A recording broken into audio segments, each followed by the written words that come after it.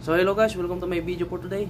So gagawa lang ako ng maikling video about sa Kiwa, about dun sa tanong sa akin ng isang viewers ko or followers ko dun sa aking FB page. Kasi kung maalala mo, may pinost ako kahapon yung about sa Kiwa. May tanong siya sa akin kung pwede bang mag-extend ng 1 year after ng 2 years na kontrata niya sa Saudi Arabia. So ito yung pero bago ko sagutin yun, basahin ko muna yung tanong sa akin. So boss, yung kasama ko mag-extend ng 1 year and bukas ma-expired Kiwa contract niya. Kung sakaling hindi i-renew or i-delay renew, ano kaya posible na mangyari? So sinabihan ko naman siya, depende sa usapan nila ng company niya. Kaya sabi ko, ang dapat niyang kausapin yung company niya kung i-renew pa siya o hindi. Kasi yung after ng 2 years contract mo, yung 1 year contract, yung i-renew na 1 year contract, pwede naman yun. Pero depende yun sa usapan. Sinabihan ko siya na depende sa usapan nila. Kasi depende na rin naman talaga sa kung anong naging usapan nila. Kung hindi na ba sa tamang proseso, kung 3 months before, kung tinanong siya kung magre-renew siya, mag-i-exit, or lilipat sa ibang company.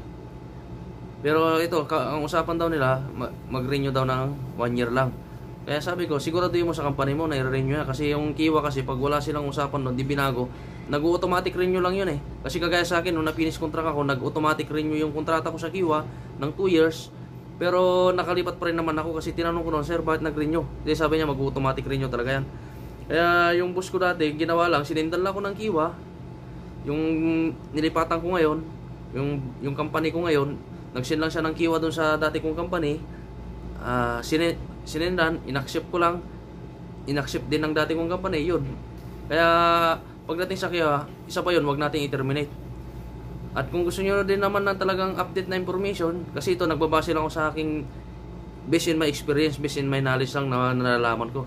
Pero tama talaga yun na okay lang yung 1 year na i-renew mo yung kontrata. So, kaya lagi ko pa rin sinasuggest for more information para sigurado yung sagot, mag-inquire din sila sa Polo. Sa Polo, doon nila tanungin talaga kung talagang gusto mo talaga yung talagang sagot na 100% talaga. Kasi yun, masasagot talaga nila yun. Pero yung sinabi ko na yun, totoo naman talaga yun, pwede yun 1 year. Pero sinabi ko rin sa kanya, sinuggest ko lang, depende rin sa usapan nila. Kaya bago siya mag-transact, kausapin niya ng maayos yung company niya para makaalis siya ng maayos, walang maging problema. So yan, gumawa ako ng topic ako dyan. So pag may nagtanong ulit sa akin, gagawin ko ulit siya ng topic about dyan sa Kiwa transfer na yan. So hanggang dyan lang aking video for today guys. Maraming salamat guys, hanggang sa aking masusunod na video.